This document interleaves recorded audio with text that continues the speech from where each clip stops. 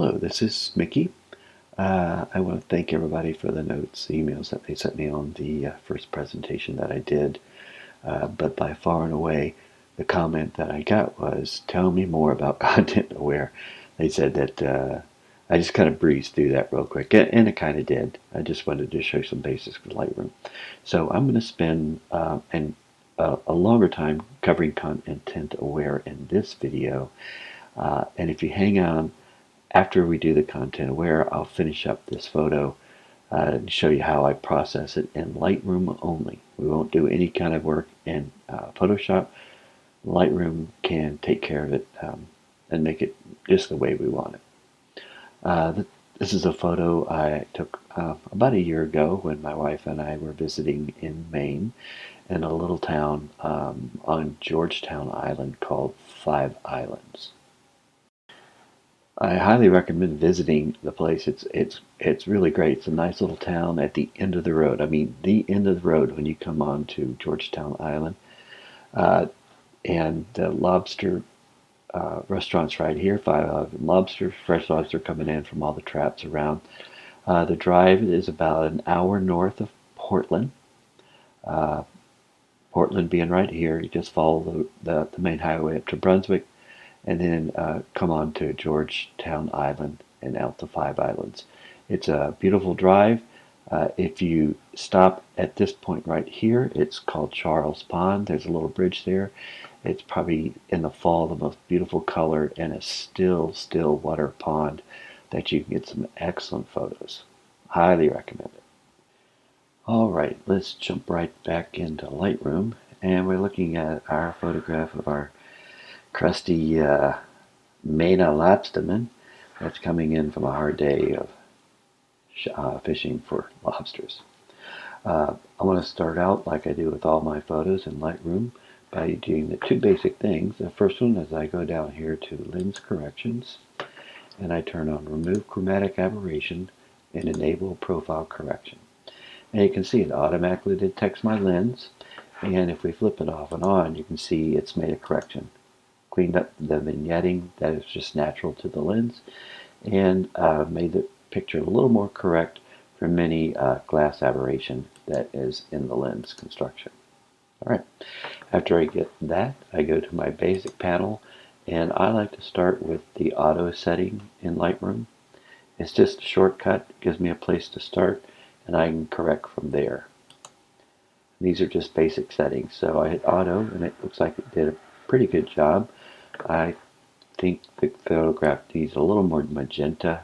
Bring it back from that yellow tint, and then maybe give it a little more golden light because it was later in the afternoon. I can check my white balance, although it looks pretty good in my histogram, by holding the Option key on a Mac, Alt on a PC, and grabbing my whites. It looks like the cab of that boat is a little blown out.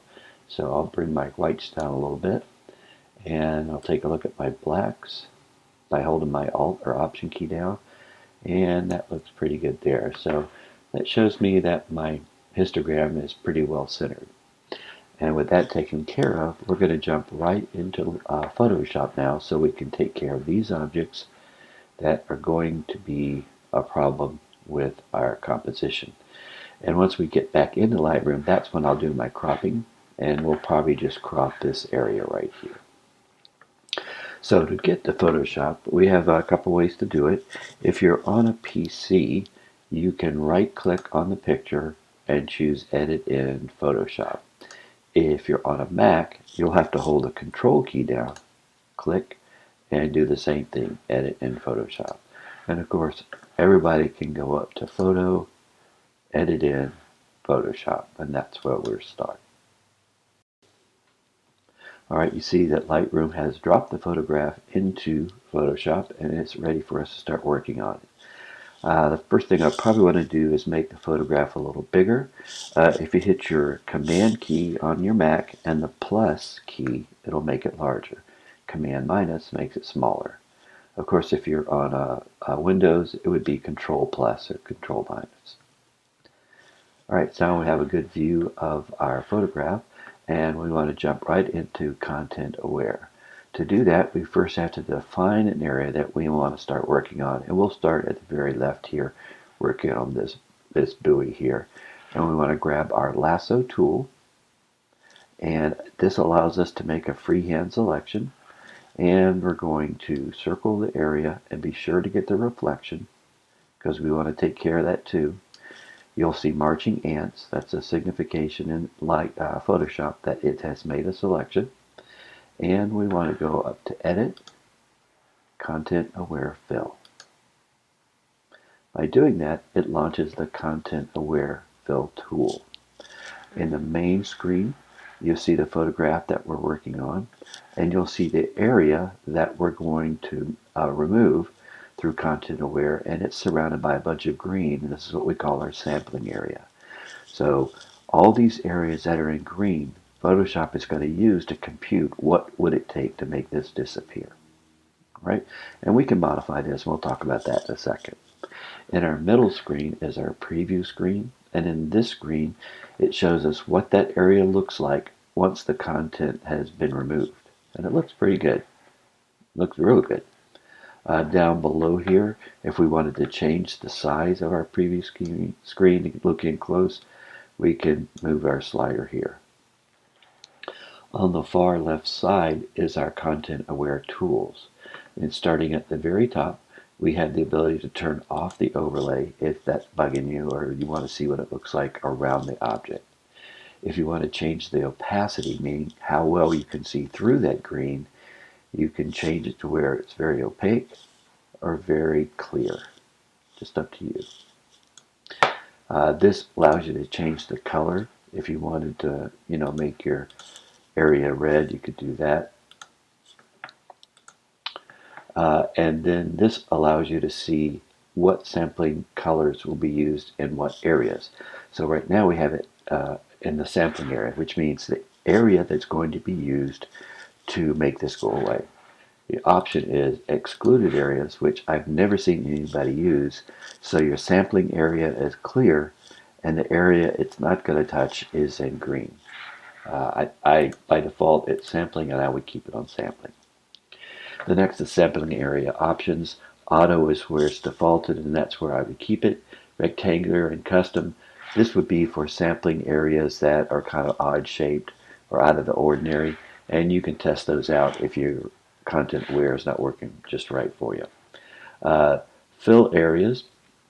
These again, I wouldn't change these. The color adaptation is default. If you're having trouble getting a good Content Aware fill, I might fiddle with color adaptation or rotation adaptation.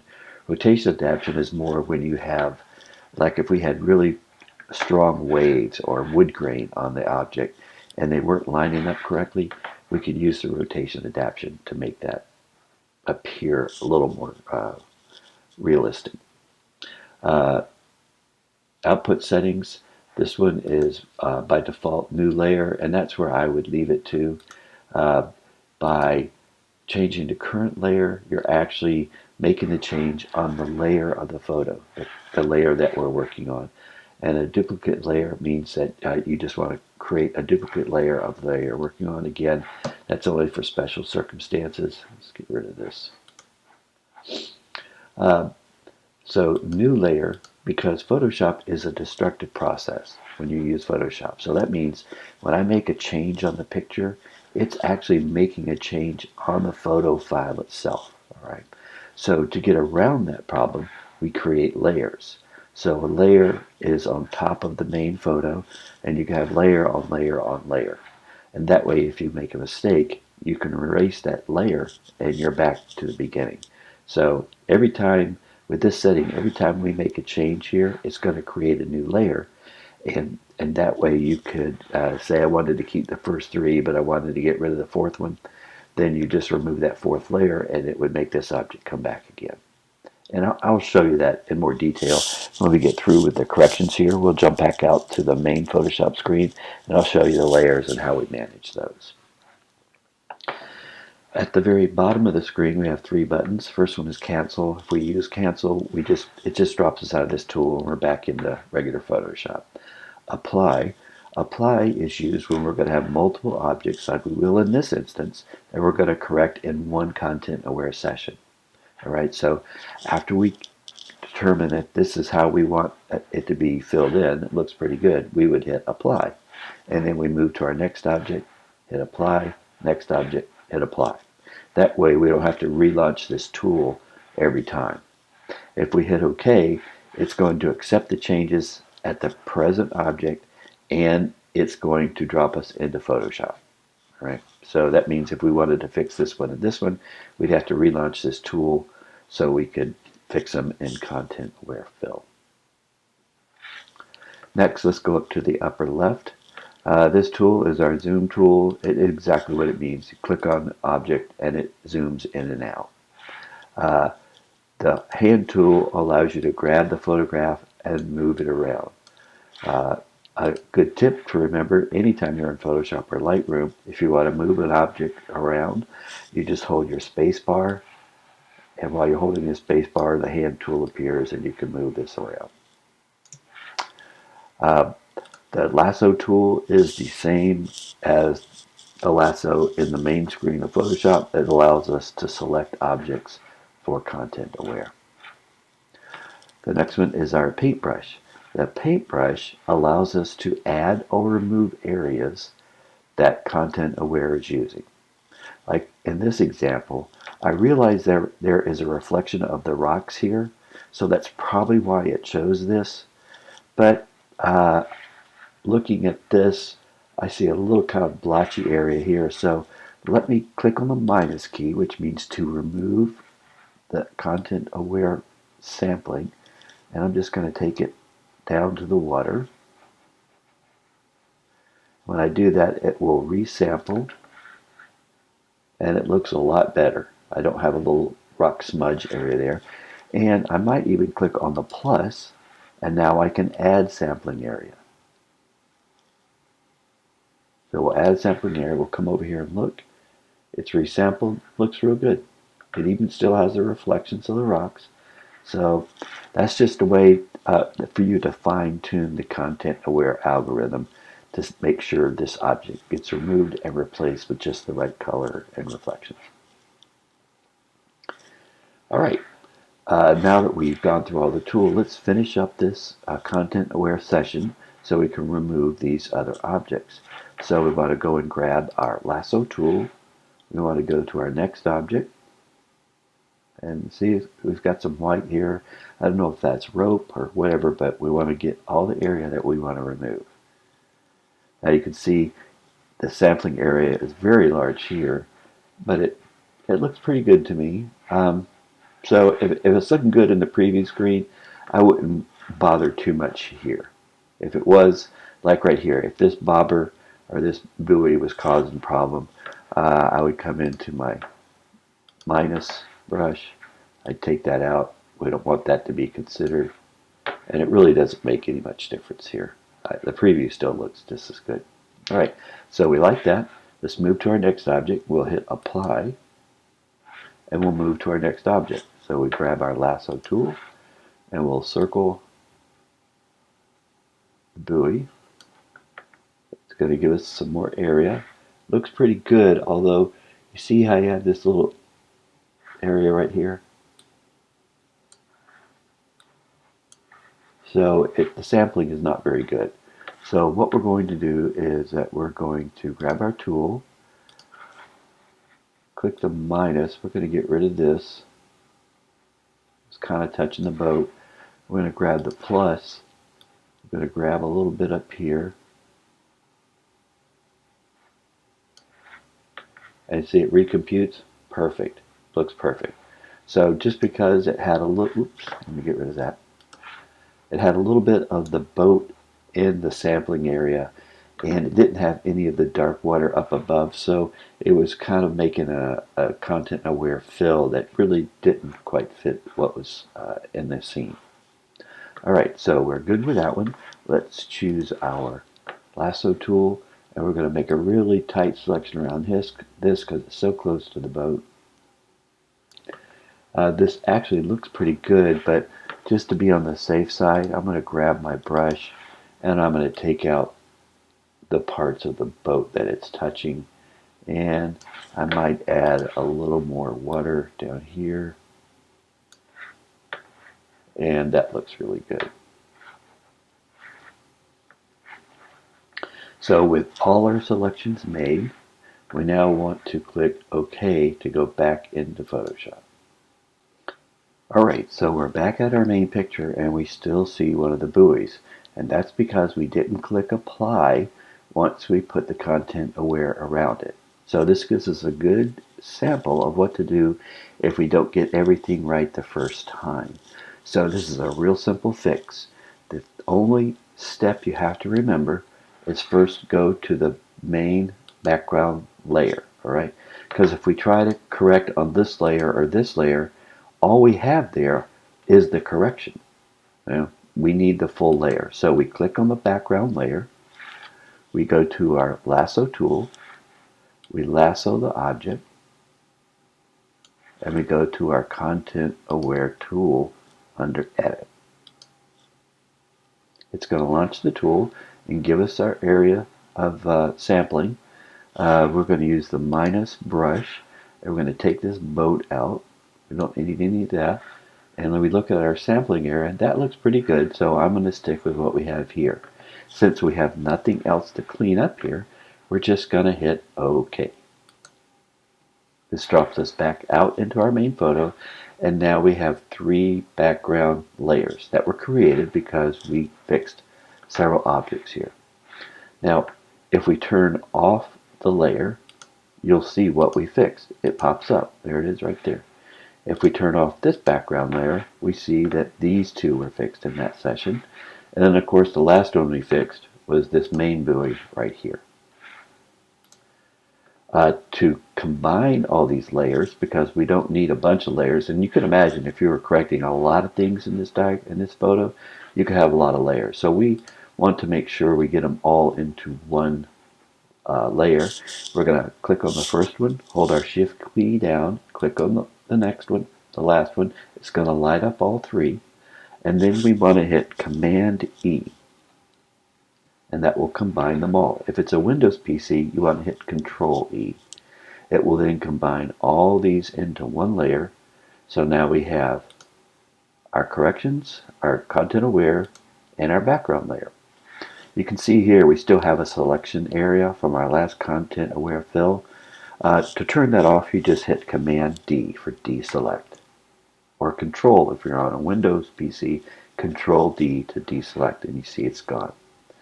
Now, if you're like me, once I have my picture in Photoshop the way I like it, and I know I'm not going to make any changes, I will go ahead and merge all my layers, just like we did with our corrections. We can now merge those with our main background layer, and it's the same command, Command E.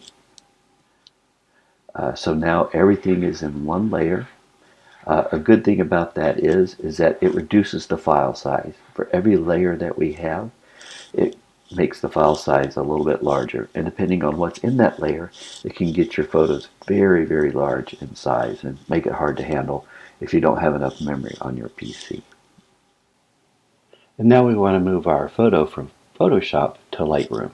To do that, we're going to hit File and Save. Real simple. And it's going to save it. It went real fast, and it ports it over to Lightroom, and you'll find it in your film strip. Here it is, the 2713 PSD, which is the Photoshop format for Lightroom.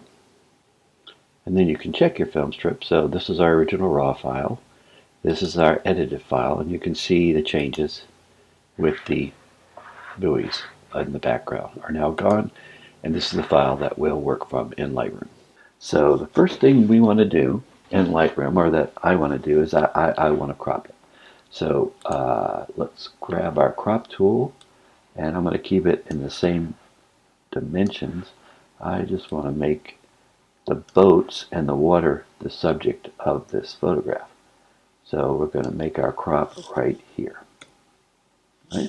Now when we have it cropped, I'm going to hit Command plus and blow it up so I can see everything a little better. The next thing I want to do is I want to take some of the shadows off our crusty fisherman's face, because he has a little character in there, so I want to bring that out. I'm going to hit my masking tool. I'm going to grab my radial gradient, and I'm going to draw a circle around his face. You can see right now I have my feather at 100%, which makes the gradual change to the edges very small, so it doesn't look like there'll be any halo or anything around his face. So I want to grab the exposure. I want to slide my exposure up a little bit, put a little contrast in his face, give it a little highlights, take away some of the shadows. Might even put a little more color into his face since it's the afternoon light. Alright, so if we look at our before and after, we really don't have much light spilling over his face. If we blow up the picture and take a look a little closer, if there is any, we can turn on our overlay. If we see any purple around here, all we have to do is click subtract, brush, and we'll make our brush a little smaller. Give it a good feather so we don't really brush into his face much, and just brush around him like this and take the purple away. And that way we don't have any halos around his face. Turn the overlay off. Now we can see his face pretty good. And this is before we run denoise or anything. I'll run denoise after we get through with all this, so we'll have a better look. The next thing that I want to do is, these rocks are a little too bright and it's drawing my eye up away from my subject, which is our fisherman here. So we're going to create a new mask. This is going to be, instead of a linear, I'm going to go with another radial gradient, and I'm going to draw across the rocks like this. Again, I have the feather up real high at 100%, and we're going to take the exposure and we're going to bring it down to where the rocks are kind of dark. Bring down the highlights. Don't need the shadows. Maybe bring the blacks in. Just, I don't know, that's too much. Just like that. That looks pretty good. So let me turn our masking tool off, and we'll do a before and after. And that looks pretty good. The next, I want to bring out the boat just a little bit. There should be a little more light there on him with the reflection of the sun off the water. So again, I'm going to create a new mask. It's going to be a radial gradient. I'm going to draw across the boat like here.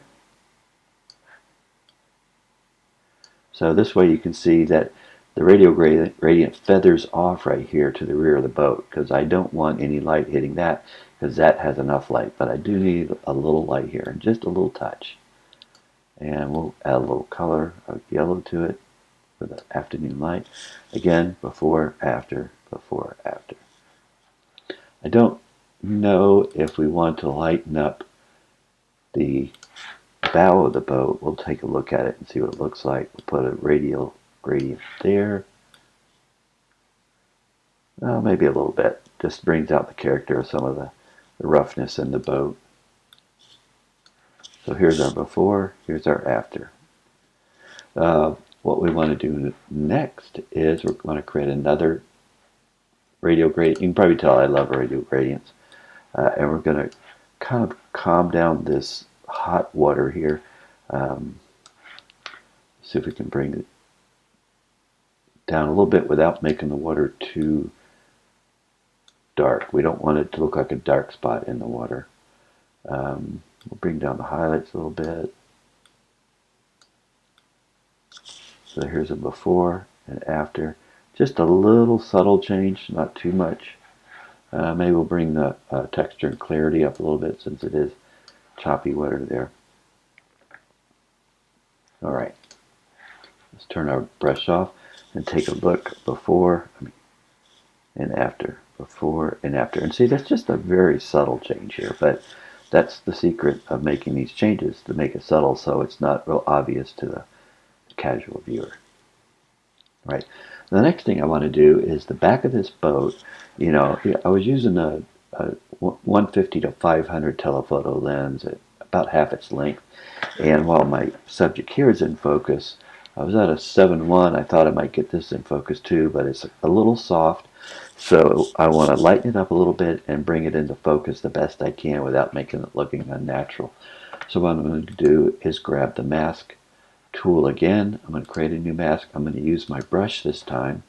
I'm going to give it a little extra exposure, not much, just a little bit, but I'm going to bring my texture and my clarity up. My flow, I have it at 90%, and the feather is pretty big too, but I want the density at 100%. And all I'm going to do is brush across here. So I'm not really lightening it too much, but I am kind of sharpening it with that texture and that clarity. Let's see if we take our noise down a little bit, if that does any good. A little bit, not a lot. And we really don't need much light on this. Give it a little contrast. So here's our before, and here's our after. Before and after. Alright. I want to shrink this down just a little bit so we can see the whole picture, because the effect I want to put on it now is the effect of the sun streaming in, because the sun is actually here on the right hand side and it's coming across. It's late in the afternoon, but what I want to do is I want to give the effect of it coming across, hitting the water and hitting our fisherman, which it obviously is, but we just have to assume where the sun is. But we want to make this effect look like the sun is actually streaming in. To do that, we're going to create a new mask. We're going to use our brush. We're going to give it a lot of exposure because I want to see it, and then I'm going to reduce it after I see the effect. And we're going to add a little temperature to it because it's late afternoon sun. And we want the feather to be pretty big, and we want the flow and everything to be up to 100%. Because we're going to control this with exposure once we get it in place. So we want to start with a smaller size brush, and we want to click in the area that we think the sun would be coming from. And you could actually start it off the photograph itself here. So we'll say that we think the sun's coming from this area, so we're going to give it one click. We'll turn the overlay on so we can see. So this is where we start with one click. Then we're going to take our brush, and we're going to move it down to where the sun should be flowing to, and we're going to increase the size of our brush, and you can see it's pretty large right here. See, pretty large. And then we're going to hold our shift key down, and we're going to click again. Alright, so we have our overlay on, so you're seeing the effect. You're seeing the effect as it starts here and it just blossoms out, just like the sun would do as it comes across the fisherman. So let's turn off our overlay, and that's a bit strong, so we're going to bring it down. The secret to this effect is to simulate how the sun would be flowing across the scene, but not make it obvious to the viewer. Alright, so if we look at it about right there, it's not real obvious to the viewer what that is. But if we look at the before and the after, it's a big change. We can go up here to this mask, and we can actually click on it to turn it off and turn it on. See, it might even need less. Let's turn it down a little bit more to about right there. And we'll do it again. Off, on, off, on. Let's take some of the yellow out there. Let's check it again. Off, on. Let's turn this off here. So in doing that, we have the sun starting here, coming across, hitting the boat and our fishermen, and coming off scene here. But we know it's there, and we can see the effect, but for the casual user, that effect really doesn't come through to them. They get the effect of this glow of the gentleman here, but they don't know why. They just assume that it's the sun coming across. So if we look before, after, a lot better. The final thing that I like to do just about all my pictures is I like vignettes. A vignette is just like the other effect I just showed you with the sun. It needs to draw the focus into the subject, but not be obvious to the casual viewer. So we don't get crazy like this. That's I guess that effect is good for very limited circumstances, but in this circumstance we don't want to do that. So we're just going to make a very light vignette. We use our midpoint to determine where the darkness should intrude on. And then we use our feather to feather out the gradual dark to light. So if we look at this now, we can turn it off and on by this little light switch here. So this is with the vignette, that's without. Here it is with the vignette, that's without. So it's just a very subtle change. Draws the eye to the center of the picture, but it doesn't look like we're just really ditching on our corners of the photograph. Again, this is our before picture that we started out with, and this is our after. Hope everybody enjoyed that. I will talk to you soon.